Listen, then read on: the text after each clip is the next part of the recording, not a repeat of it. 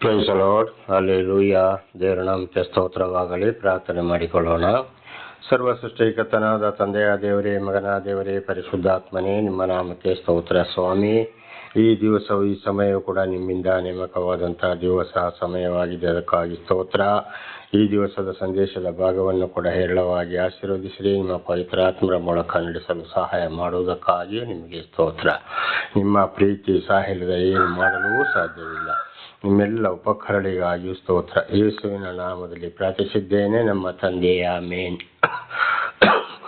ಇದನ್ನು ಕೇಳುತ್ತಿರುವ ನನ್ನ ಸಹೋದರ ಸಹೋದರಿಯರೇ, ನಿಮಗೂ ನನ್ನ ಹೃದಯಪೂರ್ವಕವಾದಂಥ ನಮಸ್ಕಾರಗಳು. ಈ ದಿವಸವೂ ಕೂಡ ನಿಮ್ಮನ್ನು, ನಿಮ್ಮ ಮಕ್ಕಳನ್ನು ದೇವರು ಎಲ್ಲ ರೀತಿಯಲ್ಲಿಯೂ ಹೇರಳವಾಗಿಯೂ ಆಶೀರ್ವದಿಸಲೆಂದು ಪ್ರತಿ ದಿವಸವೂ ಬೆಳಗಿನ ಪ್ರಾರ್ಥನೆಯಲ್ಲಿ ಪ್ರಾರ್ಥಿಸುವವನಾಗಿದ್ದೇನೆ. ದೇವರ ನಾಮಕ್ಕೆ ಸ್ತೋತ್ರವಾಗಲಿ. ವಚನದ ಕಡೆಗೆ ಹೋಗೋಣ. ಈ ದಿವಸದ ಸಂದೇಶದ ಭಾಗವು ಯೋಬನು 21ನೇ ಅಧ್ಯಾಯ 25ರಿಂದ. ಯೋಬನು 21ನೇ ಅಧ್ಯಾಯ 25ರಿಂದ. ದೇವರ ನಾಮಕ್ಕೆ ಸ್ತೋತ್ರವಾಗಲಿ. ನಾವು ನಿನ್ನೆವರೆಗೆ ತಿಳಿದುಕೊಂಡಿದ್ದೇವೆ, ದೇವರನ್ನು ಅರಿಯದವರು ಅಥವಾ ತಿಳಿಸಿದಾಗ ಅವರು ಏನಾದರೂ ದೇವರಿಗೆ ವಿರುದ್ಧವಾಗಿ, ದೇವರಿಂದ ಆಯ್ಕೆಯಾದವರಿಗೆ ವಿರುದ್ಧವಾಗಿ ಮಾತನಾಡಿಕೊಂಡು ಈ ಪ್ರಾಪಂಚಿಕ ಜೀವನದಲ್ಲಿ ಬಹಳ ಐಶ್ವರ್ಯವಂತರಾಗ್ಬೋದು. ಲಾಸ್ಟಿಗೆ ಅವರು ಸಾಯಲೇಬೇಕಾಗ್ತದೆ. ನ್ಯಾಯ ತೀರ್ಪಿನ ದಿವಸ ಅವರ ಆತ್ಮ ನರಕಕ್ಕೆ ಹೋಗ್ತದೆ. ಅದಕ್ಕೆ ದೇವರು ಕೂಡ ಒಂದು ಮಾತನ್ನು ಹೇಳಿದ್ದಾರೆ, ನೀನು ಇಡೀ ಲೋಕವನ್ನೇ ಸಂಪಾದನೆ ಮಾಡಿದರೂ ನಿನ್ನ ಪ್ರಾಣ ನಷ್ಟಪಟ್ಟು ಹೋಗ್ತದಲ್ಲ ಅಂತೇಳಿ. ಹಾಗೆ ಇದನ್ನು ಅನೇಕ ಸಾರಿ ನಾವು ಹಿಂದೆ ಕೂಡ ತಿಳಿದುಕೊಂಡಿದ್ದೇವೆ.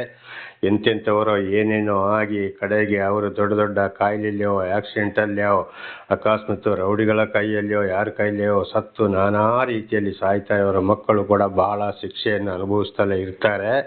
ಆದರೆ ಇಂಥವರೆಲ್ಲ ಏನಾಗಿದ್ದಾರೆ ಅಂದರೆ, ಕಡೆ ಅವರು ನ್ಯಾಯ ತೀರ್ಪಿನ ದಿವಸ ಆತ್ಮ ನರಕಕ್ಕೆ ಹೋಗ್ತದೆ ಅಂತೇಳಿ ಬರೆಯಲ್ಪಟ್ಟಿದೆ ಅಂತೇಳಿ. ಹಾಗೆ ದೇವರಿಂದ ಆದುಕೊಂಡವರಿಗೆ ದೇವರು ಯಾರನ್ನ ಆರಿಸಿಕೊಳ್ತಾರೋ ಅವರಿಗೆ ಬಹಳ ಕಷ್ಟ, ಸಂಕಟ, ದುಃಖದಲ್ಲಿದ್ದರೂ ಕೂಡ ನಾಡಿದ್ದು ಅವರಿಗೆ ಅದು ಈ ಲೋಕದಲ್ಲಿ ಮಾತ್ರ. ಇದು ಯೋಹಾನ 15ನೇ ಅಧ್ಯಾಯದಲ್ಲಿ ಬಹಳ ಚೆನ್ನಾಗಿ ದೇವರು ಹೇಳಿದ್ದಾರೆ. ನಾಡಿದ್ದು ನ್ಯಾಯ ತೀರ್ಪಿನ ದಿವಸ ಖಂಡಿತವಾಗಿ ದೇವರು ಅವರನ್ನು ಏನು ಮಾಡ್ತಾರೆ, ಅವರ ಬಳಿಗೆ ಕರ್ಕೊಂಡು ಹೋಗ್ತಾರೆ ಅಂತೇಳಿ. ದೇವರ ನಾಮಕ್ಕೆ ಸ್ತೋತ್ರ. ಹಾಗೆ 25ನೇ ವಚನ ಈಗ ಹೇಳ್ತದೆ, ಮತ್ತೊಬ್ಬನು ಲೇಷವು ಸುಖಾನುಭವವಿಲ್ಲದೆ ಮನೋವ್ಯತೆ ಪಡೆಯುತ್ತಾ ಸಾಯುವನು ಅಂತ. ದೇವರ ನಮಗೆ ಸ್ತೋತ್ರವಾಗಲಿ. ನೋಡಿ, ಕಡೆಗೆ ಅವರಿಗೆ ಎಷ್ಟೇ ಆಸ್ತಿ ಪಾಸ್ತಿ ಏನೇ ಇದ್ದರೂ ದೇವರವರಿಗೆ ತಿಳಿಯಪಡಿಸಿದಾಗ ದೇವರಿಗೆ ವಿರುದ್ಧವಾಗಿ, ದೇವರಿಂದ ಆಯ್ಕೆಯಾದಂಥವರ ಮಾತಿಗೆ ವಿರುದ್ಧವಾಗಿ ನಡೆದರೆ, ಲೋಕದ ವಿಷಯದಲ್ಲಿ ಹೋದರೆ, ಅವರಿಗೆ ಎಷ್ಟೇ ಆಸ್ತಿ ಪಾಸ್ತಿ, ಅವರು ಎಂಥ ಕೋಟೇಶ್ವರ ಆದರೂ ಅವರಿಗೆ ಶಾಂತಿ ಸಮಾಧಾನ ಇರುವುದಿಲ್ಲ. ರಾತ್ರಿ ಸರಿಯಾಗಿ ನಿದ್ದೆ ಬರುವುದಿಲ್ಲ. ಅವರ ಮಕ್ಕಳೇ ಒಂಥರ ಇರ್ತಾರೆ, ಹೆಂಡತಿಯೇ ಒಂಥರ ಇರ್ಬೋದು. ಅವರಿಗೆ ರಾತ್ರಿ ಇಡೀ ಕೊರೀತಾ ಇರ್ತದೆ. ಆಮೇಲೆ ನಾನಾ ಥರದಲ್ಲಿ ಅವರಿಗೆ ಕೆಟ್ಟ ಕೆಟ್ಟ ಹೆಸರುಗಳು ಇವತ್ತು ಪತ್ರಿಕೆಗಳಲ್ಲಿ ಬರ್ಬೋದು, ಎಲ್ಲ ಮಾಧ್ಯಮಗಳಲ್ಲಿ ಕೂಡ ನಾವು ಇದನ್ನು ಕೇಳ್ಬೋದು, ನೋಡ್ಬೋದು. ಕಾರಣ ಅವರಿಗೆ ನಿಜವಾಗ್ಲಿರ್ತದೆ, ಒಂದಲ್ಲ ಒಂದು ಅವ್ರನ್ನ ಚುಚ್ಚುತ್ತಾ ಇರ್ತದೆ. ಅಂದರೆ ಇದು ಲೋಕದ ವಿಷಯಗಳು. ಇಡೀ ಲೋಕವೇ ದೇವರದ್ದಾಗಿದೆ. ಅಲ್ಲಿ ಏನಾಗಿದೆ, ಕೆಟ್ಟದನ್ನು ಮಾಡುತ್ತಾ ಲೋಕವನ್ನು ಕೊಳ್ಳೆ ಹೊಡೆಯುತ್ತಾ ಬರುವಾಗ ಅಥವಾ ದೇವರನ್ನು ದೂಷಣೆ ಮಾಡಿದಾಗ ಈ ರೀತಿ ಆಗುವಂಥ ವಿಷಯಗಳು ಅವರಿಗೆ ಶಾಂತಿ ಸಮಾಧಾನದಲ್ಲಿ ಜೀವಿಸಲಿಕ್ಕೆ ಸಾಧ್ಯವಿಲ್ಲ. ಅದಕ್ಕೆ ಹೇಳಿದ್ದು ಯೋಬನು, ಮತ್ತೊಬ್ಬನು ಲೇಷವು ಸುಖ ಅನುಭವವಿಲ್ಲದೆ ಮನೋವ್ಯತೆ ಎಂದರೆ ಬಹಳ ಬೇಸರ ಪಡ್ತಾ ಇರಬೇಕು ಅವನ ಜೀವಮಾನ ಕಾಲದಲ್ಲಿ. ಅವನಿಗೆ ಶಾಂತಿ ಸಮಾಧಾನವೇ ಇರುವುದಿಲ್ಲ ಅಂತ ಇದ್ದಾರೆ. ಅದೇ ರೀತಿ ದೇವರೊಂದಿಗೆ ಜೀವಿಸ್ತಾರಿಗೆ ಇರೋದರಲ್ಲಿ ತೃಪ್ತಿ ಪಟ್ಟುಕೊಂಡು ಶಾಂತಿ ಸಮಾಧಾನದಲ್ಲಿ ತನ್ನನ್ನು ತಾನೇ ತಗ್ಗಿಸಿಕೊಂಡು ಹೋಗುವವರಿಗೆ ಯಾವ ರೀತಿ ಜೀವಿಸಬೇಕೋ, ಮುಂದೆ ಏನು ಆಗ್ಬೋದೋ, ಏನು ಮಾಡ್ಕೊಳ್ಬೇಕೋ, ಎಲ್ಲವನ್ನು ಯಾವ ರೀತಿ ತಪ್ಪಿಸಿಕೊಳ್ಬೇಕು ಅಂತೇಳಿ ದೇವರೇ ವಿಶೇಷವಾದ ಜ್ಞಾನವನ್ನು ಕೊಟ್ಟು ನಡೆಸುವವರಾಗಿದ್ದಾರೆ. ಅದಕ್ಕೆ ಅಪೊಸ್ತಲನಾದ ಪೌಲರು ಹೇಳ್ತಾರೆ, ಭಕ್ತರಿಗೆ ತನ್ನ ಜೀವಮಾನವನ್ನು ಹೇಗೆ ಸಾಗಿಸಬೇಕು ಅಂತೇಳಿ ದೇವರೇ ವಿಶೇಷವಾದ ಜ್ಞಾನವನ್ನು ಕೊಡ್ತಾರೆ ಅಂತ. ಭಕ್ತರನ್ನು ದೇವರೇ ಕಾಯ್ತಾರೆ ಅಂತ. ದೇವರ ನಾಮಕ್ಕೆ ಸ್ತೋತ್ರ. ಇದು ನನ್ನ ಜೀವಿತದಲ್ಲಿ ಕೂಡ ಆಗಿದೆ. ಒಂದ್ಸಲ ಬಹಳ ಆಸ್ತಿ ಪಾಸ್ತಿಗಾಗಿ ನಾನು ಕೂಡ ಬಹಳ ಆಸೆ ಪಟ್ಟಿದ್ದೆ. ಬಹಳ ಏನೋ ಜಗಳಗಳು, ಯಾವಾಗ ನೋಡಿದ್ರು ಸುಖ ಶಾಂತಿ ನೆಮ್ಮದಿ ಇರಲಿಲ್ಲ. ಹಣ ಸಂಪಾದನೆ ಕೂಡ ನೋಡಿದೆ, ಖಂಡಿತವಾಗಿ ನೆಮ್ಮದಿ ಇರಲಿಲ್ಲ. ಮನೆಯೊಳಗೆ ಕೂಡ ಶಾಂತಿ ಸಮಾಧಾನ ಇರಲಿಲ್ಲ, ಸ್ವಂತದವರಿಂದಲೂ ಇರಲಿಲ್ಲ. ಆಮೇಲೆ ದೇವರೇ ಕರೆದ ಮೇಲೆ ದೇವರೇ ನನ್ನನ್ನು ನಡೆಸ್ತಾ ಇರುವಾಗ ಈಗ ಅಂತ ಆಸ್ತಿ ಪಾಸ್ತಿ ಏನು ಇಲ್ಲದಿದ್ದರೂ ಕೇವಲ ಈಗ ನಂದು ಎಂಬುದು ಏನೂ ಇಲ್ಲ ಈ ಲೋಕದಲ್ಲಿ. ಬೇರೊಬ್ಬರ ಒಂದು ವಯಸ್ಸಾದ ಸಹೋದರಿಯ ಒಂದು ಜನತಾ ಮನೆಯಲ್ಲಿ ಇರುವಂಥದ್ದು. ದೇವರ ನಮಗೆ ಸ್ತೋತ್ರವಾಗಲಿ. ಅಲ್ಲಿದ್ದುಕೊಂಡೇ ದೇವರ ಮೂಲಕ ದೇವರು ಮಾಡಿಸುವ ಕೆಲಸವನ್ನು ನನ್ನ ಮೂಲಕ ಮಾಡಿಸ್ತಾ ಇದ್ದಾರೆ. ಬೇಕಾಗಿದ್ದೆಲ್ಲವನ್ನು ಕೊಡಿಸ್ತಾ ಇದ್ದಾರೆ. ಯಾವುದಕ್ಕೂ ಆಸೆ ಪಡುವುದೇ ಇಲ್ಲ. ದೇವರ ನಮಗೆ ಸ್ತೋತ್ರವಾಗಲಿ. ಹಲ್ಲೆಲೂಯಾ. ಹಾಗೆ ಇವತ್ತೇನಾಗಿದೆ, ಬಹಳ ಸಂತೋಷದಿಂದನೇ ಇದ್ದೇನೆ. ಯಾವುದು ಇಲ್ಲ ಇದ್ರೂ ಯೋಚನೆ ಬರ್ತದೆ, ಆದರೆ ಅವರಿಗಾಗಿ ನಾನು ದೇವರಲ್ಲಿ ಪ್ರಾರ್ಥಿಸುವವನಾಗಿದ್ದೇನೆ. ಹಾಗೆ ಇವತ್ತು ನಾನು ಇರುವ ಸ್ಥಳದಲ್ಲಿ ಊರವರು ಕೂಡ ಹೇಳೋರಾಗಿದ್ದಾರೆ, ನೋಡಪ್ಪ ಅವನು ಕೆಲಸ ಮಾಡೋದಿಲ್ಲ, ಯಾವುದಿಲ್ಲ, ಏನು ಇಲ್ಲ, ಬಹಳ ಸಿಂಪಲ್ ಆಗಿರ್ತಾನೆ, ಇರೋದ್ರಲ್ಲೇ ಕಾಲ ಕಳೀತಾನೆ, ಎಷ್ಟು ಶಾಂತಿ ಸಮಾಧಾನ ನೆಮ್ಮದಿಲಿ ಇರ್ತಾನೆ ನೋಡಿ. ನಮಗೆ ಇಷ್ಟೆಲ್ಲ ಆಸ್ತಿ ಪಾಸಿದ್ದರೆ ನಾವು ದಿವಸ ಇಡೀ ಕೊರಗ್ತಾ ಇದ್ದೇವೆ ಅಂತ ಒಂದು ಸಹೋದರ ಹೇಳ್ದ. ಇದು ಬ್ರದರ್, ಖಂಡಿತವಾಗಿಯೂ ಈ ಲೋಕದಲ್ಲಿ ಎಂತೆಂಥ ಈ ನಮ್ಮ ಊರಲ್ಲಿ ಕೋಟಿ ಇರೋರು ಕೂಡ ಇದ್ದಾರೆ. ನಿಮ್ಮಷ್ಟು ಶಾಂತಿ ಸಮಾಧಾನದಲ್ಲಿ ಒಬ್ಬರು ಇಲ್ಲ ಈ ಊರಲ್ಲಿ ಅಂತೇಳಿ ಒಂದು ಸಹೋದರನ ಬಾಯಿಯಲ್ಲಿ ಬಂತು. ದೇವರ ನಾಮಕ್ಕೆ ಸ್ತೋತ್ರವಾಗಲಿ. ಕಾರಣ ಇದುವೇ ನೋಡಿ, ಯೋಬನು ಹೇಳಿದಂಥ ಮಾತು. ಹಾಗೆ ದೇವರ ವಿಷಯವನ್ನು ನಮ್ಮ ಕಿವಿಗೆ ತಿಳಿಯಪಡಿಸಿದ ಮೇಲೆ ಖಂಡಿತವಾಗಿ ನಾವು ದೇವರೊಂದಿಗೆ ಹೊರಟಾಗ ದೇವರೇ ನಡೆಸ್ತಾರೆ. ಶಾಂತಿ ಸಮಾಧಾನ ನೆಮ್ಮದಿ ಇಲ್ಲದ್ರೆ ಖಂಡಿತವಾಗಿ ಬರುವುದೇ ಇಲ್ಲ. ಇದನ್ನು ನಾವು ಬಹಳ ಕಡೆ ನೋಡ್ಬೋದು, ನೀವು ಕೂಡ ನೋಡಿರ್ಬೋದು, ನಿಮ್ಮ ಅನುಭವಕ್ಕೂ ಬಂದಿರ್ಬೋದು. ಒಂದು ವೇಳೆ ಬರದಿದ್ದರೆ ಈ ವಾಕ್ಯಗಳನ್ನು ಕೇಳಿ ನಿಮಗೆ ಗೊತ್ತಾಗ್ಬೋದು. ದೇವರ ನಾಮಕ್ಕೆ ಸ್ತೋತ್ರವಾಗಲಿ. ಹಲ್ಲೆಲೂಯಾ. ಅನೇಕರು ಅದು ಬೇಕು, ಇದು ಬೇಕು, ಆ ಮನೆ ಆಗಿರಬೇಕು, ಈ ಮನೆ ಆಗಿರಬೇಕು, ನಮ್ಮ ಬಂಧುಗಳು ಹಾಗಿದ್ದಾರೆ, ಹೀಗಿದ್ದಾರೆ, ನಾವು ಬೇಕು, ನಾವು ಈ ಥರಗಿಂತ ಕಮ್ಮಿ ಇರಬಾರ್ದು ಅಂತ ಮನೆ ಸ್ಟೈಲ್ ಮಾಡ್ಬೋದು. ಮದುವೆಯಲ್ಲಿ ಬೇಕಾದಂಥ ಮದುವೆಗೋ, ಒಂದು ಗೃಹ ಪ್ರವೇಶಕ್ಕೋ, ಒಂದು ನೇಮಿಂಗ್ ಸೆರೆಮನಿಗೋ, ಅಥವಾ ಬೆಳ್ಳಿ ಬಂಗಾರಗಳು, ಅಲಂಕಾರಗಳಲ್ಲಿಯೂ, ಬಟ್ಟೆಗಳಲ್ಲಿ, ವಾಹನಗಳಿಗೋ ತಮ್ಮನ್ನು ತಾವೇ ಏರಿಸಿಕೊಳ್ಳುವಂಥದ್ದು, ಸಾಲ ಮಾಡಿಕೊಳ್ಳುವಂಥದ್ದು, ಬಡ್ಡಿ ಕಟ್ಟುವಂಥದ್ದು, ಕಡೆಗೆ ಇದ್ದದ್ದು ಪೂರ್ತಿ ಆ ಸಾಲಕ್ಕಾಗಿ ಬಡ್ಡಿಗಾಗಿ ಹೋಗುವಂಥದ್ದು, ಆ ಬಡ್ಡಿಗೆ ಅದು ಸಾಲ ಕೊಟ್ಟವರು ಬಂದು ಕಿರುಕುಳ ಕೊಡುವಂಥದ್ದು, ಕಣ್ಣೀರಿನಿಂದ ಊಟ ಮಾಡೋಕ್ಕೂ ಆಗದಿರುವಂಥ ಪರಿಸ್ಥಿತಿಗಳು ಅನೇಕರನ್ನ ಕಾಣ್ತಾ ಇದ್ದೇವೆ ನಾವು. ದೇವರ ನಮಗೆ ಸ್ತೋತ್ರವಾಗಲಿ. ಕಾರಣ ದೇವರ ವಿಷಯವನ್ನು ತಿಳಿದ ಮೇಲೆ ತಿಳಿಯದವರಿಗೆ ಕೂಡ ಈ ಶಿಕ್ಷೆ ಇದೆ. ತಿಳಿದ ಮೇಲೆ ಅಂತೂ ಅವರಿಗೆ ಅದಕ್ಕೂ ದೇವರದ್ದು ಪ್ರೀತಿಯಲ್ಲಿ ತಿಳಿಸುವಂಥದ್ದು. ಆವಾಗ ದೇವರ ವಾಕ್ಯಕ್ಕೆ ವಿರೋಧವಾಗಿ ನಡೆದ್ರೆ ಗತಿ ಇವತ್ತು ಕೂಡ ನಡೀತಾ ಇದೆ. ಅದರಿಂದ ದೇವರ ವಾಕ್ಯ ಯಾರ ಕಿವಿಗೆ ಬೀಳ್ತಾ ಇದೆಯೋ ಬಹಳ ಎಚ್ಚರಗೊಳ್ಳಬೇಕು. ದೇವರ ನಾಮಕ್ಕೆ ಸ್ತೋತ್ರವಾಗಲಿ. 26ನೇ ವಚನ. ಇಬ್ಬರು ಧೂಳಿನಲ್ಲಿ ಮಲಗುವರು, ಹುಳಗಳು ಅವರನ್ನು ಮುತ್ತಿಕೊಳ್ಳುವು. ದೇವರ ನಾಮಕ್ಕೆ ಸ್ತೋತ್ರವಾಗಲಿ. ಹಲ್ಲೆಲೂಯಾ. ಕಡೆಗೆ ಒಂದಲ್ಲ ಒಂದು ದಿವಸ ಯೆಶಾಯನ ಗ್ರಂಥದಲ್ಲಿ ಬರೆಯಲ್ಪಟ್ಟಿದೆ, ಬೈಬಲಿನಲ್ಲಿ, ನಿನಗೆ ಭೂಮಿ ಹಾಸಿಗೆ, ಆಕಾಶವು ನಿನಗೆ ಹೊದಿಕೆ ಅಂತ ನೋಡಿ. ಎಂತೆಂಥ ಕೋಟೇಶ್ವರು ಏನೇನೋ ಆಗ್ತದೆ ದೊಡ್ಡ ನೋಡಿ. ಉದಾಹರಣೆಗೆ ಕೊರೋನಾ ಬಂತು, ಆಮೇಲೆ ಸುನಾಮಿ, ಚಂಡಮಾರುತ, ಬಿರುಗಾಳಿ, ಜಲಪ್ರವಾಹ ಬರುತ್ತದೆ, ಬೆಟ್ಟಗಳು ಜರೀತವೆ, ಇವರ ಕೋಟಿ ಹಣಗಳು ಎಲ್ಲ ಹೋಗಿ ಗಂಜಿ ಕೇಂದ್ರದಲ್ಲಿ ಮಲಗ್ತವೆ. ಅಲ್ಲಿ ಅವ್ರು ಏನಾಗಬೇಕು, ಒಂದು ತುಂಡು ಬಟ್ಟೆ, ಒಂದು ಚಾಪೆ ಸಿಕ್ಕುವುದೇ ಕಷ್ಟ, ನೆಲದಲ್ಲಿ ಕೂಡ ಮಲಗಬೇಕಾಗ್ತದೆ. ಅವರಿಗೆ ಹೊದ್ದುಕೊಳ್ಳೋಕ್ಕೆ ಇರುವುದಿಲ್ಲ. ಚಳಿಲಿ ನಡಿಕೊಂಡು ಎಷ್ಟೋ ಜನ ಕಾಲ ಕಳೆದಿದ್ದಾರೆ, ಮಕ್ಕಳನ್ನು ತಬ್ಬಿಕೊಂಡು. ಕಾರಣ ದೇವರನ್ನು ಬಿಟ್ಟು ಲೋಕದ ಮೇಲೆ ಆಸೆ ಬಿಟ್ಟು ಅವರ ಈ ಲೋಕದ ಆಸೆಯಿಂದ ಅವರು ಬದುಕಿರುವಂಥದ್ದು. ದೇವರ ನಮಗೆ ಸ್ತೋತ್ರ. ಅದಕ್ಕೆ ಅಲ್ಲಿ ಏನು ಮಾಡ್ತಾರೆ, ಈ ರೀತಿ ಅವರೆಲ್ಲರಲ್ಲಿ ಏನು ಮಾಡ್ತಾರೆ, ಧೂಳಿನಲ್ಲಿ ಮಲಗುವರು, ಹುಳಗಳು ಅವರನ್ನು ಮುತ್ತಿಕೊಳ್ಳುವುದು. ದೇವರ ನಮಗೆ ಸ್ತೋತ್ರವಾಗಲಿ. ವಿಶೇಷವಾಗಿ ಅವರ ಹೆಣಗಳು ಕೂಡ ಸತ್ತು ಸಮಾಧಿಯಾದಲ್ಲಿ ಏನಾಗ್ತದೆ, ಮಣ್ಣಾಗಿ ಹೋಗ್ತದೆ, ಅಲ್ಲಿ ಹುಳ ಹಿಡಿಯುತ್ತದೆ. ಒಂದು ವೇಳೆ ಅಂಥವರ ಹೆಣಗಳು ಕೂಡ ಭೂಮಿ ಮೇಲೆ ಬಿದ್ದಾಗ ಯಾರು ಸಮಾಧಿ ಮಾಡೋಕ್ಕೂ ಇರೋದಿಲ್ಲ. ಅನೇಕರನ್ನು ನಾವು ಇವತ್ತು ಮಾಧ್ಯಮಗಳಲ್ಲಿ ನೋಡ್ತಾ ಇದ್ದೇವೆ. ಅಲ್ಲಿ ಆ ಹೆಣ ಸಿಕ್ತು, ಇಲ್ಲಿ ಹೆಣ ಸಿಕ್ತು, ಕರಿಗೆ ಹೋಗಿತ್ತು, ಬರೀ ಮೂಳೆ ಮಗಳು ಮಾತ್ರ ಸಿಕ್ಕಿದೋ ಅಂತೇಳಿ ಈ ರೀತಿಯಲ್ಲೆಲ್ಲ ಆಗ್ತದೆ. ಆಮೇಲೆ ಈ ಭೂಲೋಕಕ್ಕೆ ದೇವರ ಕೋಪ ಎರಗಿದಾಗ ಈ ರೀತಿಯಲ್ಲಿ ಕೂಡ ಅವರ ಆಸ್ತಿ ಪಾಸ್ತಿ ಎಲ್ಲವೂ ಕೊಚ್ಚಿ ಹೋಗಿ ಈ ರೀತಿಯಲ್ಲಿ ಕೂಡ ಆಗ್ಬೋದು. ಇದು ಕೂಡ ಇವತ್ತು ನಾವು ಕಣ್ಣಾರೆ ಕಾಣಬಹುದು, ಕಿವಿಯಾರೆ ಕೇಳಬಹುದು. ದೇವರ ನಾಮಕ್ಕೆ ಸ್ತೋತ್ರವಾಗಲಿ. ಹಾಗೆ 27ನೇ ವಚನ. ಆಹಾ, ನಿಮ್ಮ ಯೋಚನೆಗಳನ್ನು ಬಲ್ಲೆ, ನೀವು ನನಗೆ ವಿರುದ್ಧವಾಗಿ ಮಾಡುವ ಕುಯುಕ್ತಿಗಳನ್ನು ತಿಳಿದುಕೊಂಡಿದ್ದೇನೆ. ಯೋಬ ಹೇಳ್ತಾನೆ ವಿರೋಧಿಗಳಿಗೆ, ನಿಮ್ಮ ಯೋಚನೆಗಳು ಏನೆಂಬುದಾಗಿ ನನಗೆ ಗೊತ್ತಿದೆ, ನಿಮ್ಮ ಕುಯುಕ್ತಿಗಳನ್ನು ನಾನು ತಿಳಿದುಕೊಂಡಿದ್ದೇನೆ ಅಂತೇಳಿ. ಹಾಗೆ ಯೋಬನಿಗೆ ಇದನ್ನೆಲ್ಲ ತಿಳಿದುಕೊಳ್ಳುವ ಜ್ಞಾನವನ್ನು ಯಾರು ಕೊಟ್ಟರು? ದೇವರು ಕೊಟ್ಟರು. ದೇವರು ಯಾರಿಗೆ ಜ್ಞಾನವನ್ನು ಕೊಟ್ಟು ನಡೆಸ್ತಾರೆ ಅಂಥವರೆಲ್ಲ ಇಂಥ ದುಷ್ಟರನ್ನು ಬಹಳ ಬೇಗ ಕಂಡುಹಿಡಿಯುತ್ತಾರೆ. ದೇವರ ನಾಮಕ್ಕೆ ಸ್ತೋತ್ರವಾಗಲಿ. ಹಲ್ಲೆಲೂಯಾ. ಖಂಡಿತವಾಗಿ ಆಗ ಇಂಥವರನ್ನು ನಾವು ತಿಳಿದು ತಿಳಿದುಕೊಂಡ ಮೇಲೆ ಅಂತಹ ಸವಾಸದಿಂದ ದೂರ ಇರಬೇಕು.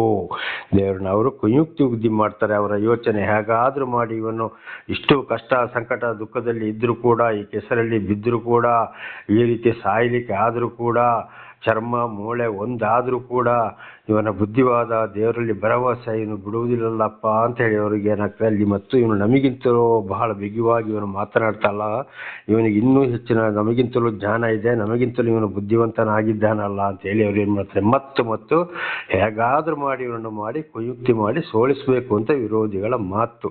ಹಾಗೆ ಇವತ್ತು ಕೂಡ ದೇವರೊಂದಿಗೆ ನಡೆಯೋರು, ದೇವರು ಯಾರನ್ನ ನಡೆಸ್ತಾರೆ ಅವರಿಗೆ ಭಯಂಕರ ವಿರೋಧಿಗಳು. ಇದು ಯೋಹಾನ 15ನೇ ಅಧ್ಯಾಯದಲ್ಲಿ ಕೂಡ ಯೇಸು ಬಹಳ ಸ್ಪಷ್ಟವಾಗಿ ಭೂಲೋಕದಲ್ಲಿ ಹೇಳಿದ್ದಾರೆ, ನೀವು ಈ ಲೋಕದವರಲ್ಲ, ನೀವು ಪರಲೋಕದವರು, ನಿಮ್ಮ ಮೇಲೆ ಕೋಪ ಇದೆ, ನನಗೆ ಮೇಲೆ ಅವರಿಗೆ ಕೋಪ ಇದೆ ಅಂತೇಳಿ ತಿಳ್ಕೊಳ್ಳಿ, ಆದರೂ ಹೆದರಬೇಡಿ, ಲೋಕವನ್ನು ಜಯಿಸಿದ್ದೇನೆ ಅಂತೇಳಿ. ಖಂಡಿತವಾಗಿ ನೀವು ಅನೇಕ ಕಷ್ಟ ಸಂಕಟ ದುಃಖಗಳನ್ನು ಅನುಭವಿಸಬೇಕಾಗ್ತದೆ ಅಂತೇಳಿ. ಕಾರಣ ದೇವರೇ ಮನುಷ್ಯರಾಗಿ ಬಂದು ಅನೇಕ ಕಾರ್ಯಗಳನ್ನು ಮಾಡಿದ್ರು. ಎಂತೆಂಥ ಬಡ ಬಗ್ಗರ ಮನೆಗೆ ಹೋದರು, ಒಳ್ಳೆಯ ಕಾರ್ಯಗಳನ್ನು ಮಾಡಿದ್ರು. ಈ ಲೋಕದ ಪರಿಸ್ಥಿತಿಗಳನ್ನ ತಿಳಿಸಿದಾಗ ಏನು ಮಾಡಿದ್ರು, ಅವರಿಗೆ ಎಂತೆಂಥ ಹಿಂಸೆಯನ್ನು ಕೊಟ್ಟರು. ಹಾಗೆ ಇವತ್ತು ಕೂಡ ಈ ದುಷ್ಟರು ಕೆಟ್ಟ ಜನಗಳಿಗೆ ಒಳ್ಳೆ ಮಾತು, ದೇವರ ವಿಷಯವೂ ಬೇಡವೇ ಬೇಡ, ಲೋಕದ ವಿಷಯ, ಇನ್ನೊಬ್ಬರನ್ನ ಹೊಡೆದು ಬಡ್ದು ಕೊಂದು ರೌಡಿಗಳನ್ನ ಬಿಟ್ಟು ಹಾಳು ಮಾಡಿ ಬಡ್ಡಿಗೆ ಕೊಟ್ಟು ಅಥವಾ ಆಸ್ತಿ ಪಾಸ್ತಿ ಅನ್ಯಾಯದಲ್ಲಿ ಇಳ್ಕೊಂಡು ತಿಂದು ಅವರಿಗೆ ಉದ್ಧಾರ ಆಗಬೇಕು, ಇದು ಒಂದೇ ಯೋಚನೆ. ಆದರೆ ಕಡೆಗೆ ಧೂಳಿನಲ್ಲಿ ಮಲಗ್ತಾರೆ, ಹುಳಗಳು ಮುಚ್ಚುತ್ತವೆ, ಏನಿಲ್ಲದೆ ಏನು ನಿರ್ಗತಿಗರಾಗಿ ಹೋಗಬಹುದು. ಇದುವೇ ದೇವರ ಮಾತನ್ನು ಯೋಬನು ತಿಳಿಸಿದ್ದು ಸರ್ವ ಸೃಷ್ಟಿಕರ್ತನಾದ ಭಗವಂತ ಪರಮಾತ್ಮನ ಮಾತಾಗಿದೆ, ಆ ಯೇಸು ಕ್ರಿಸ್ತನ ಮಾತಾಗಿದೆ, ಅಲ್ಲಾಹ್ ಅಕ್ಬರ್ನ ಮಾತಾಗಿದೆ. ದೇವರು ನಮಗೆ ಸ್ತೋತ್ರವಾಗಲಿ, ಹಲ್ಲೆಲೂಯಾ. ಹಾಗೆ 28ನೇ ವಚನ, ಪ್ರಧಾನನ ಮನೆ ಏನಾಯಿತು, ದುಷ್ಟರು ವಾಸಿಸಿದ ಗುಡಾರದಲ್ಲಿ ಅನ್ನುತ್ತೀರಷ್ಟೇ. ದೇವರು ನಮಗೆ ಸ್ತೋತ್ರವಾಗಲಿ. ನೋಡಿ ಕಡೆಗೆ ಮತ್ತೆ 23ನೇ ಅಧ್ಯಾಯ 12ನೇ ವಾಕ್ಯದಲ್ಲಿ ಏರಿದವರನ್ನು ತಗ್ಗಿಸುವೆನು, ತಗ್ಗಿದವರನ್ನು ಏರಿಸುವೆನು ಅಂತ ಬರೆಯಲ್ಪಟ್ಟಿದೆ. ಕಡೆಗೆ ಒಂದಲ್ಲ ಒಂದು ದಿವಸ ಆ ಅಧ್ಯಕ್ಷ ಈ ಅಧ್ಯಕ್ಷ, ಆ ಮೆಂಬರು ಈ ಮೆಂಬರು, ಅಂಥವನು ಇಂಥವನು ಅಂತ ಹೇಳಿ ಈ ರೀತಿ ಮಾಡಿದ್ನಲ್ಲ. ಕಡೆಗೆ ಏನಾಯಿತು, ದುಷ್ಟರು ಅಂದರೆ ವಾಸಿಸುವ ಗುಡಾರದಲ್ಲಿ ಅವನಿಗೆ ವಾಸಿಸುವ ಸಮಯ ಬರುತ್ತದೆ. ಅದು ಆಗಲೇ ಹೇಳಿದ್ದು, ಸುನಾಮಿ, ಚಂಡಮಾರುತ, ಬಿರುಗಾಳಿ, ಬೆಟ್ಟ ಜರಿಯೋದು ಅಥವಾ ಬೆಂಕಿ ಬೀಳೋದು ಅಥವಾ ದುಷ್ಟರ ಕೈಯಲ್ಲಿ ರೌಡಿಗಳ ಕೈಯಲ್ಲಿ ಹಾಳಾಗುವಂಥದ್ದು, ಆಕ್ಸಿಡೆಂಟ್ ಆಗುವಂಥದ್ದು, ಆಸ್ಪತ್ರೆಯಲ್ಲಿ ಬೀಳುವಂಥದ್ದು, ನಾನಾ ರೀತಿ ಕಷ್ಟ ಸಂಕಟ ದುಃಖದಲ್ಲಿ. ಆಗ ಜನಗಳು ಹೇಳ್ತಾರೆ, ನೋಡಪ್ಪ ಈ ಕಾಲದಲ್ಲಿ ಹೀಗಿತ್ತಲ್ಲ, ಹೀಗೆಲ್ಲ ಮಾಡ್ದ, ಇಷ್ಟೆಲ್ಲ ಮಾಡ್ದ, ಆಡಂಬರ ಮಾಡ್ದ, ಏನಾಯ್ತು ಈಗ ಅವನ ಪರಿಸ್ಥಿತಿ, ಎಲ್ಲಿ ವಾಸ ಮಾಡುವಾಗೆ ಅಂತೂ ಅವನಿಗೆ ಈ ಪರಿಸ್ಥಿತಿ ಬರ್ತದೆ ಅಂತೇಳಿ ನಮಗೆ ಗೊತ್ತೇ ಇರಲಿಲ್ಲ ಅಂತ ಹೇಳುವಂಥದ್ದನ್ನು ಜನಗಳು ಮಾತನಾಡ್ತಾರೆ. ಇದು ಕೂಡ ನಡೆದು ಹೋಗಿದೆ, ಇನ್ನು ಮುಂದೆ ನಡೆಯುವ ಕೆಲಸವೂ ಕೂಡ ಇದುವೇ ಆಗಿದೆ. ದೇವರ ನಮಗೆ ಸ್ತೋತ್ರವಾಗಲಿ. ಅದರಿಂದ ಬಹಳ ಎಚ್ಚರವಾಗಿರಬೇಕು. ದೇವರ ದರ್ಶನವಾದ ಮೇಲೆ ಖಂಡಿತವಾಗಿ ವಿರೋಧವಾಗಿ ಹೋಗಬಾರದು. ದೇವರ ನಮಗೆ ಸ್ತೋತ್ರ. ಆಮೇಲೆ 29ನೇ ವಚನ, ನೀವು ಮಾರ್ಗಸ್ಥರನ್ನು ವಿಚಾರಿಸಲಿಲ್ಲವೋ, ಅವರು ಕೊಟ್ಟ ದೃಷ್ಟಾಂತಗಳಿಂದ ಆಪತ್ತಿನ ದಿನದಲ್ಲಿ ದುಷ್ಟನ್ನು ಉಳಿದು ಕೋಪವು ತುಂಬಿ ತುಳುಕುವ ದಿವಸದಲ್ಲಿ ತಪ್ಪಿಸಲ್ಪಡುವನು ಎಂಬುದು ನಿಮಗೆ ಗೊತ್ತಾಗಲಿಲ್ಲವೋ. ದೇವರ ನಮಗೆ ಸ್ತೋತ್ರಗಳು, ಹಲ್ಲೆಲೂಯಾ. ನೀವು ಮಾರ್ಗಸ್ಥರನ್ನು ವಿಚಾರಿಸಲಿಲ್ಲವೋ, ಅವರು ಕೊಟ್ಟ ದೃಷ್ಟಾಂತಗಳಿಂದ. ದೇವರ ನಮಗೆ ಸ್ತೋತ್ರವಾಗಲಿ. ನಿಮಗೆ ದಾರಿ ತೋರಿಸೋರ ಹತ್ರ ನೀವು ಹೋಗೋದಿಲ್ವಾ, ವಿಚಾರಿಸೋದಿಲ್ವ? ಖಂಡಿತವಾಗಿ ದುಷ್ಟರು ಏನು ಮಾಡ್ತಾರೆ, ಒಳ್ಳೆ ಬುದ್ಧಿ ಜ್ಞಾನ ತಿಳುವಳಿಕೆ ದೇವರ ವಿಷಯ ಶಾಂತಿ ಸಮಾಧಾನ ನ್ಯಾಯ ಮಾತಾಡೋರ ಹತ್ರ ನಿಲ್ತಾರ? ನಿಲ್ಲುವುದೇ ಇಲ್ಲ. ಬದಲಾಗಿ ಅವರನ್ನು ಹೇಗಾದರೂ ಮಾಡಿ ಅವರನ್ನು ಸೋಲಿಸಬೇಕು, ಹೊಡೆಸಬೇಕು, ಓಡಿಸ್ಬೇಕು. ನಮಗೆ ಬುದ್ಧಿವಾದ ಹೇಳಕ್ಕಾಗಿದ್ದಾನೆ, ನಮಗೆ ಮೀರಿ ಮಾತನಾಡ್ತಾ ಇದ್ದಾನೆ, ಇವನು ಏನು ಬುದ್ಧಿವಂತ ಅಂತೇಳಿ ಅವ್ರು ಎಷ್ಟೇ ಬಡವನಾದರೂ ಏನೇ ಆದರೂ ಹೇಳಿದ್ರು ಕೂಡ ಅವರನ್ನು ಏನು ಮಾಡ್ತಾರೆ, ನಾಶ ಮಾಡೋಕ್ಕೆ ನೋಡ್ತಾರೆ. ಅದಕ್ಕೆ ಹೇಳಿದ್ದು, ನೀವು ಮಾರ್ಗಸ್ಥರನ್ನು ವಿಚಾರಿಸಲಿಲ್ಲವೋ, ಅವರು ಕೊಟ್ಟ ದೃಷ್ಟಾಂತಗಳಿಂದ ಇದು ಕೆಟ್ಟದು ಇದು ಸರಿ ಅಂತ ನೀವು ಹೇಳಿಲ್ವೋ ಅಂತೇಳಿ. ಇದು ಯೆರೆಮೀಯನು ಕೂಡ ಇದನ್ನೇ ಹೇಳಿದ್ದು. ದೇವರ ನಾಮಕ್ಕೆ ಸ್ತೋತ್ರ. ಆಪತ್ತಿನ ದಿನದಲ್ಲಿ ದುಷ್ಟನು ಉಳಿದು ಕೋಪವು ತುಂಬಿ ತುಳುಕುವ ದಿವಸದಲ್ಲಿ ತಪ್ಪಿಸಲ್ಪಡುವನು ಎಂಬುದು ನಿಮಗೆ ಗೊತ್ತಾಗಲಿಲ್ಲವೋ. ದೇವರ ನಮಗೆ ಸ್ತೋತ್ರವಾಗಲಿ. ಆಪತ್ತು ಕಷ್ಟ ಸಂಕಟ ದುಃಖಗಳು ಬಂದು ದುಷ್ಟನ ಕೋಪವು ದೇವರ ಮೇಲೆ ಬಂದು ಆ ದಿವಸದಲ್ಲಿ ಅವನು ತಪ್ಪಿಸಲ್ಪಡ್ತಾನಂತ ನಿನಗೆ ಗೊತ್ತಿಲ್ಲವೋ. ದೇವರ ನಮಗೆ ಸ್ತೋತ್ರವಾಗಲಿ. ಗೊತ್ತಾಗಲಿಲ್ಲವೋ? ಯಾಕೆ ಅಂಥವನು ಗೊತ್ತಾಗ್ತಾನೆ? ಎಂತಕ್ಕೆ ತಪ್ಪಿಸಲ್ಪಡ್ತಾನೆ ದುಷ್ಟನು? ನ್ಯಾಯ ತೀರ್ಪಿನ ದಿವಸ ಅವನ ಆತ್ಮವು ನೇರವಾಗಿ ನರಕಕ್ಕೆ ಹೋಗ್ತದೆ. ಆದ್ರಿಂದ ಏನಾಗ್ತದೆ, ಈ ಲೋಕದಲ್ಲಿ ದುಷ್ಟರು ಬಹಳ ಮೇಲೆ ಬರ್ತಾರೆ. ಇದನ್ನು ಕೂಡ ನಾವು ಮೊನ್ನೆಲ್ಲ ತಿಳ್ಕೊಂಡಿದ್ದೇವೆ. ಈಗ ಅವ್ರು ಏನು ಮಾಡಿದ್ರು ಸರಿ ಹೋಗ್ತದೆ. ಲೋಕದ ವಿಷಯದಲ್ಲಿ ಐಶ್ವರ್ಯವಂತರಾಗ್ಬೋದು, ಏನೇ ಆಗ್ಬೋದು, ತಪ್ಪಿಸಿಕೊಂಡು ಬರ್ಬೋದು.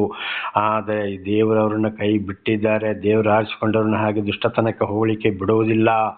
ಆಗ ಏನಾಗ್ತದೆ, ಅವರಿಗೆ ಇಂಥವರ ಆತ್ಮವು ನ್ಯಾಯ ತೀರ್ಪಿನ ದಿವಸವು ನೇರವಾಗಿ ಅವರಿಗೆ ನರಕವೆಂಬ ತೀರ್ಪಾಗಿದೆ. ಅದಕ್ಕೆ ಅಂಥವರನ್ನು ಹಿಂಬಾಲಿಸಬಾರದು ಅಂತೇಳಿ ಇದರ ಅರ್ಥವಾಗಿದೆ. ಆದ್ದರಿಂದ ಜ್ಞಾನೋಕ್ತಿ ಗ್ರಂಥದಲ್ಲಿ ಕೂಡ ದುಷ್ಟನನ್ನು ಎದುರಿಸಲಿಕ್ಕೆ ಹೋಗಬೇಡಿ, ಅವನನ್ನು ನೋಡಿ ಹೊಟ್ಟೆ ಕಿಚ್ಚು ಪಡಬೇಡಿ ಅಂತೇಳಿ ಜ್ಞಾನಿ ಸೊಲೊಮೋನನ ಮುಖಾಂತರ ದೇವರು ಹೇಳಿದ್ದಾರೆ. ಅಂದರೆ ಅವರಿಗೆ ತೀರ್ಪು ಆಗಿ ದೇವರ ನಾಮಕ್ಕೆ ಸ್ತೋತ್ರವಾಗಲಿ.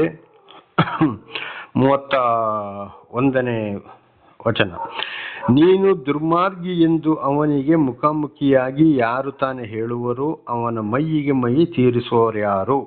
ನೋಡಿ, ಇಂಥವ್ರು ಏನು ಮಾಡ್ತಾರೆ, ಅವರಿಗೆ ಮುಖಾಮುಖಿ ನೀನು ದುರ್ಮಾರ್ಗಿ, ನೀನು ನಾಶವಾಗ್ತೀಯಾ, ನೀನು ಹಾಳಾಗ್ತೀಯಾ ಅಂತ ಈ ರೀತಿ ಎದುರೆದುರು ಯಾರಿಗೆ ನೀ ದೇವರ ಬಳಿಗೆ ಬಾಪ ಶಿಕ್ಷೆಯಿಂದ ತಪ್ಪಿಸಿಕೊ ಅಂತ ಹೇಳೋರು ಯಾರು ಮುಖಾಮುಖಿಯಾಗಿ ಒಂದು ವೇಳೆ ಹೇಳಿದರೆ ಅವ್ರು ಏನು ಮಾಡ್ತಾರೆ, ಖಂಡಿತವಾಗಿ ಇಂಥವ್ರನ್ನ ಬಿಡಲಿಲ್ಲ. ಮುಂದೆ ದೇವರ ಕಾಲದಲ್ಲಿ ಕೂಡ ದೇವರ ಪ್ರವಾದಿಗಳನ್ನು ದೇವರ ಮನುಷ್ಯರಾಗಿ ಬಂದಾಗ ಅವರನ್ನು ಕೂಡ ಬಿಡಲಿಲ್ಲ.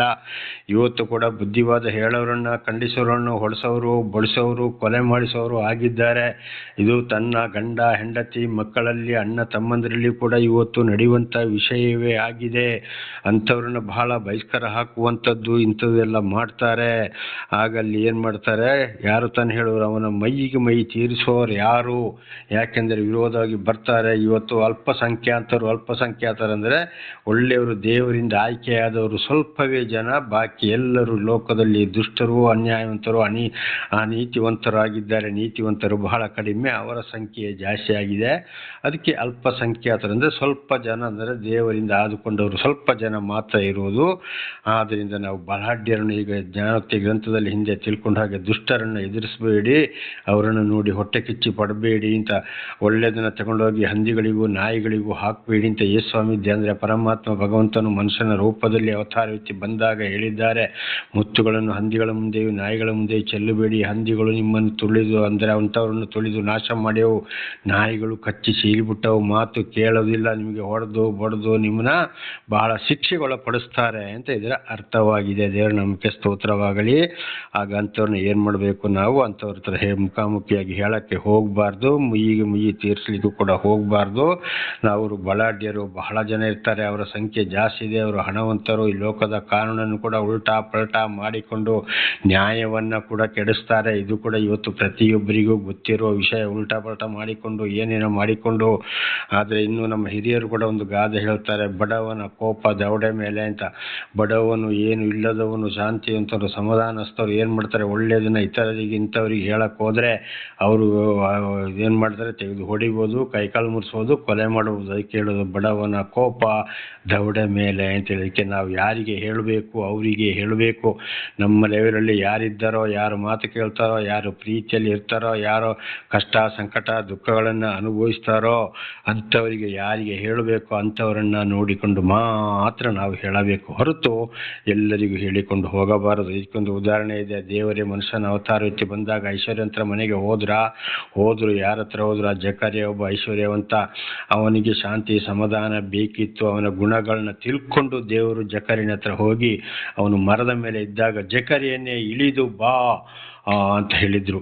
ಆವಾಗ ಜಕರ್ಯನು ಏನು ಮಾಡ್ದಲ್ಲಿ, ನಾನು ಯಾರಿಂದಾದರೂ ಅನ್ಯಾಯದಿಂದ ಕಸಿದುಕೊಂಡಿದ್ದರೆ 4ರಷ್ಟು ಹಿಂದಕ್ಕೆ ಕೊಡುತ್ತೇನೆ ಅಂತ ಹೇಳುವಾಗ ದೇವರೊಂದು ಮಾತನ್ನು ಹೇಳಿದರು, ಇಂದು ಈ ಮನೆ ಉದ್ಧಾರವಾಯಿತು ಅಂತ. ನೋಡಿ, ಅವನು ಐಶ್ವರ್ಯವಂತನಾದಾಗ ಐಶ್ವರ್ಯವಂತನನ್ನ ಗುಣಗಳನ್ನ ನೋಡಿಕೊಂಡು ಯೇಸುಸ್ವಾಮಿ ಹತ್ರ ಹೋದರು, ಹೊರತು ಬೇರೆ ಯಾರ ಹತ್ರ ಆದರೂ ದೇವರು ಹೋದ್ರ ಇಲ್ಲ.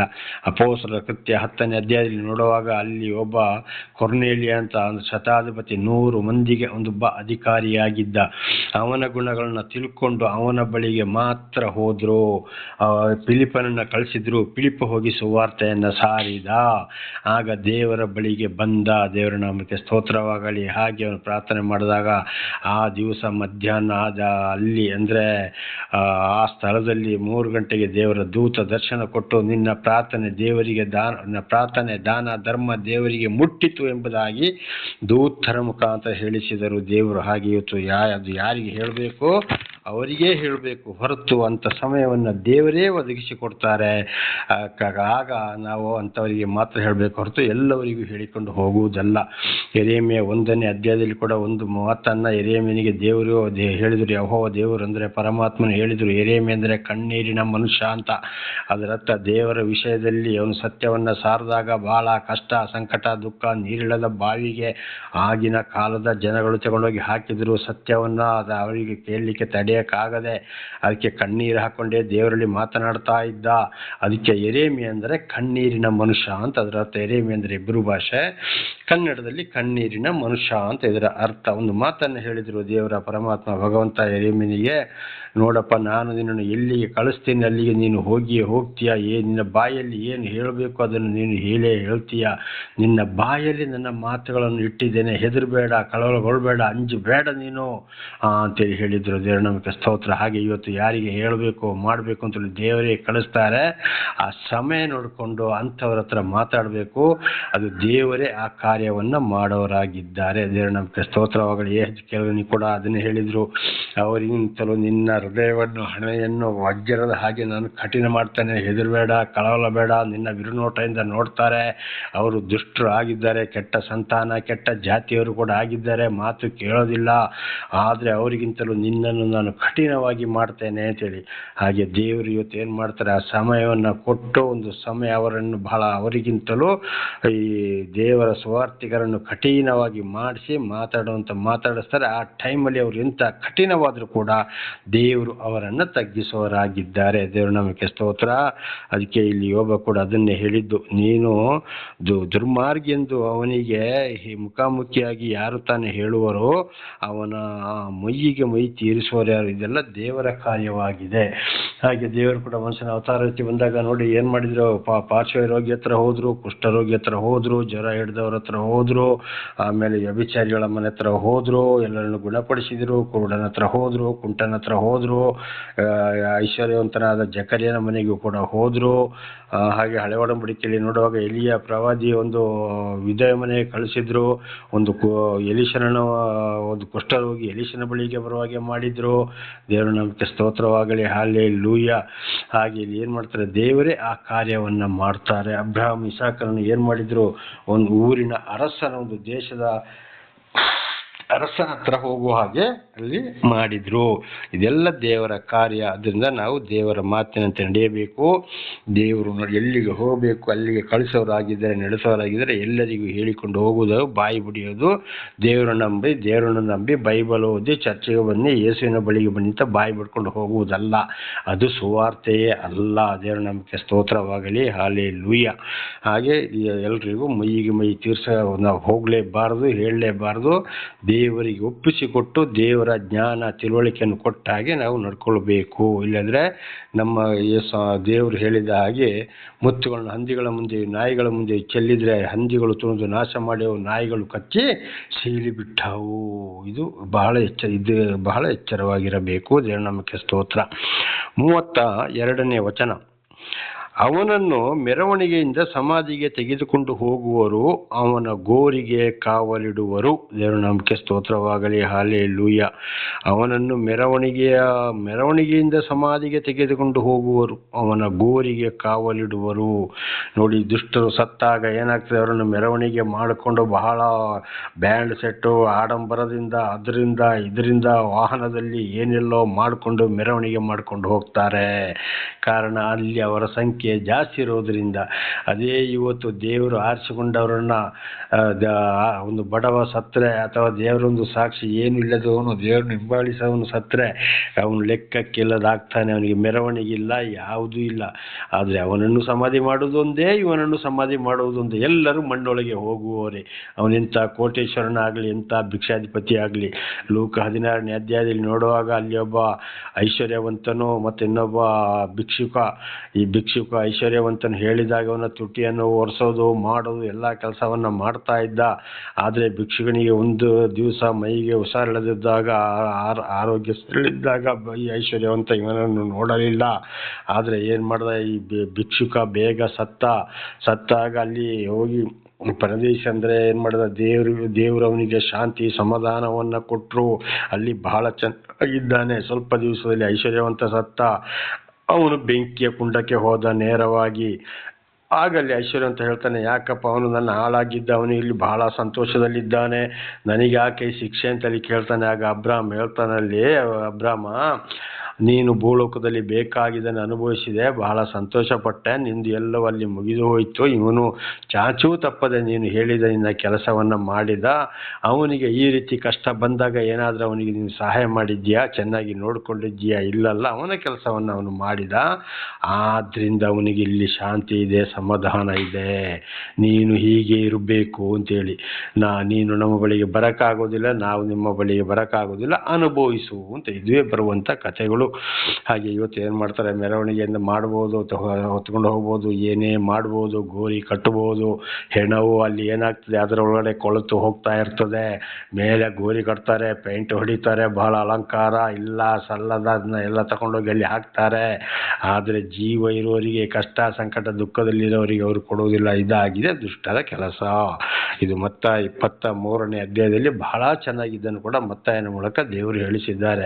ಸತ್ತವರಿಗೆ ಮೇಲೆ ಗೋರಿ ಕಟ್ತಾರೆ, ಆ ಹೆಣ್ಣು ಅದರೊಳಗೆ ಕೊಳೆತು ಹೋಗ್ತಾ ಇರ್ತದೆ, ಅದನ್ನು ಓಪನ್ ಮಾಡಿದರೆ ವಾಸನೆ ಬರ್ತದೆ, ಅದು ಮಣ್ಣಾಗಿ ಹೋಗಿರ್ತದೆ. ಮೇಲೆ ಮಾತ್ರ ಅಲಂಕಾರ ಗೋರಿ ಕಟ್ಟಿ ಬಹಳ ದುಡ್ಡು ಖರ್ಚು ಮಾಡ್ತಾರೆ. ಅದೇ ಕಷ್ಟ ಸಂಕಟ ದುಃಖದಲ್ಲಿದ್ದ ಬಡವರಿಗೆ ಅದನ್ನು ಕೊಡುವಂಥದ್ದು ಇಲ್ಲ. ಬದುಕಿರೋರಿಗೆ ಒಳ್ಳೆಯವರಿಗೆ ಇವರು ಕೊಡೋದಿಲ್ಲ, ಸತ್ತವರಿಗೆ ಈ ರೀತಿ ಮಾಡ್ತಾರೆ ಅಂತ. ದೇವರ ಸ್ತೋತ್ರವಾಗಲಿ, ಹಲ್ಲೆಲೂಯಾ. ಹಾಗೆ ಅಲ್ಲಿ ಮೆರವಣಿಗೆ ಮಾಡ್ತಾರೆ.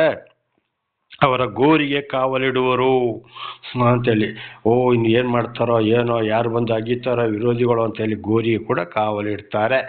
ಆದರೆ ಖಂಡಿತವಾಗಿ ಒಳ್ಳೆ ರೀತಿಯಲ್ಲಿ ದೇವರನ್ನು ಹಿಂಬಾಲಿಸುವವರು, ದೇವರು ಯಾರನ್ನು ಆರಿಸಿಕೊಂಡಿದ್ದವರಿಗೆ ಕಾವಲು ಬೇಕಾಗಿಲ್ಲ, ಮೆರವಣಿಗೆಯೂ ಬೇಕಾಗಿಲ್ಲ, ಯಾವುದೂ ಬೇಕಾಗಿಲ್ಲ. ದೇವರ ನಾಮಕ್ಕೆ ಸ್ತೋತ್ರವಾಗಲಿ. ಈಗ ನೋಡಿ, ಉದಾಹರಣೆಗೆ ದೇವರೇ ಮನುಷ್ಯರಾಗಿ ಬಂದಾಗ ಅವರು ಏನು ಮಾಡಿದರು, ಅವರನ್ನು ಶಿಲುಬೆಗೆ ಏರಿಸಿದೆ, ಅವರನ್ನು ಕೊಂದರು, ಅವರು ಸತ್ತು ಹೋದರು. ಅವರನ್ನು ಸಮಾಧಿ ಮಾಡಿದಾಗ ಏನಾದರೂ ಮೆರವಣಿಗೆ ಇತ್ತ ಅಲ್ಲಿ? ಇಲ್ಲ. ಅವರನ್ನು ಕಲ್ವಾರಿ ಬೆಟ್ಟಕ್ಕೆ ತಗೊಂಡು ಹೋದಾಗ ಮಾತ್ರ ಹಿಂದೆಯಿಂದ ಜನ ಹೋದರು. ಜೀವಂತವಾಗಿರುವಾಗ ಸಮಾಧಿ ಮಾಡಿದಾಗ ಮೆರವಣಿಗೆ ಇತ್ತ? ನಾನಾ ರೀತಿಯಲ್ಲಿ ಕಷ್ಟ ಸಂಕಟ ದುಃಖದಲ್ಲಿ ಪ್ರಾಣ ಬಿಟ್ಟರು, ಸಮಾಧಿ ಮಾಡಿದರು. ಆದರೆ 3ನೇ ದಿವಸ ಪುನರುತ್ಥಾನಗೊಂಡರು. ತಂದೆಯಾದ ದೇವರವರನ್ನು ಪುನರುತ್ಥಾನಗೊಳಿಸಿದರು. ಇದು ನಮ್ಮ ಸಂಸ್ಕೃತದಲ್ಲಿ ಓಂ ಮೃತ್ಯುಂಜಯಾಯ ನಮಃ ಅಂದರೆ ಸತ್ತಲ್ಲಿಂದ ಎದ್ದು ಬಂದವನೇ ನಿನಗೆ ನಮಸ್ಕಾರ ಅಂತ ಇದರ ಅರ್ಥ. ಆಗ ಸಂಸ್ಕೃತದಲ್ಲಿ ಓಂ ಬ್ರಹ್ಮಪುತ್ರಾಯ ನಮಃ ಅಂದರೆ ಬ್ರಹ್ಮನ ಅವತಾರ ಅಂತ. ಈ ಕಲಿಯುಗದಲ್ಲಿ ದೇವರ ನಾಮಕ್ಕೆ ಸ್ತೋತ್ರವಾಗಲಿ, ಹಲ್ಲೆಲೂಯಾ. ಆದರೆ ಎಷ್ಟೆಷ್ಟೋ ಆಗಲೇ ಇದ್ದಂಥ ಎಷ್ಟೆಷ್ಟೋ ಐಶ್ವರ್ಯವಂತರು ಸತ್ತು ಹೋದರು, ಸಮಾಧಿ ಮಾಡಿಸಿದ್ರು, ಪುನರುತ್ಥಾನಗೊಂಡ್ರ? ಖಂಡಿತವಾಗಲೂ ಇಲ್ಲ. ಇದಾಗಿದೆ ದೇವರ ಚಿತ್ತ. ಹಾಗಂಥವ್ರು ಕೂಡ ಇವತ್ತು ಸತ್ತಾಗಲೂ ಈ ರೀತಿ ಮಾಡ್ತಾರೆ. ಆದರೆ ಆತ್ಮ ಏನಾಗ್ತದೆ, ನರಕವೆಂಬ ತೀರ್ಪಾಗಿದೆ ಅಂತ ಇದರ ಅರ್ಥ. 33ನೇ ವಚನ. ಆ ತಗ್ಗಿನ ಪ್ರದೇಶದ ಹೆಂಟೆಗಳು ಅವನಿಗೆ ಒಪ್ಪಿತವಾಗಿರುವು, ಅವನಿಗಿಂತ ಹಿಂದೆ ಲೆಕ್ಕವಿಲ್ಲದಷ್ಟು ಜನರು ಹೀಗೆ ಇದ್ದರು, ಇನ್ನು ಮುಂದೆ ಸಮಸ್ತರು ಹೀಗೆ ಅವನನ್ನು ಹಿಂಬಾಲಿಸುವರು. ದೇವರ ನಾಮಕ್ಕೆ ಸ್ತೋತ್ರವಾಗಲಿ. ನೋಡಿ, ತಗೊಂಡೋಗಿ ಅಲ್ಲಿ ಏನಾಗ್ತದೆ, ಬಹಳ ಜನಗಳು ಇಂಥ ತಗ್ಗಿನ ಪ್ರದೇಶ, ಹಿಂಟೆ, ಲೆಕ್ಕವಿಲ್ಲದಷ್ಟು ಜಾಗಗಳು, ನಾನಾ ರೀತಿಯ ಹಂಟೆಗಳಿಂದ, ಎತ್ತರ ತಗ್ಗುಗಳಿಂದ ಅಲ್ಲಿ ಅವನನ್ನು ಸಮಾಧಿ ಮಾಡಬೇಕಾದ ಇಷ್ಟು ಜನರು, ಹೀಗೆ ಲೆಕ್ಕವಿಲ್ಲದಷ್ಟು ಜನ ಕೂಡ ಅದೇ ರೀತಿ ಆಗಿದ್ದಾರೆ. ಇನ್ನು ಮುಂದೆ ಕೂಡ ಅವನನ್ನು ಹಿಂಬಾಲಿಸುವರು.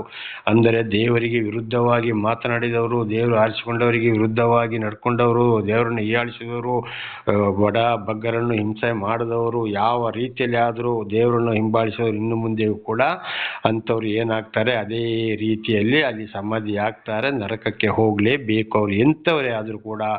ಇವತ್ತು ಒಬ್ಬವರು ದೊಡ್ಡವರು ಸಾಯುವಾಗ ಎಷ್ಟೋ ಗಂಧ ಹಾಕಿ, ಎಷ್ಟೋ ಗಂಧದೆಣ್ಣೆ ಸುರಿತಾರೆ, ಎಷ್ಟೋ ಗಂಧ ಹಾಕ್ತಾರೆ, ಏನೇನೋ ಹಾಕ್ತಾರೆ. ಇದು ಹೆಲಿಕಾಪ್ಟರಲ್ಲಿ ಹೋಗಿ ಹೂವಿನ ಸುರಿಮಳೆಯನ್ನು ರೊಟ್ಟಿಯನ್ನು ಕೂಡ ಸುರಿಯುತ್ತಾರೆ.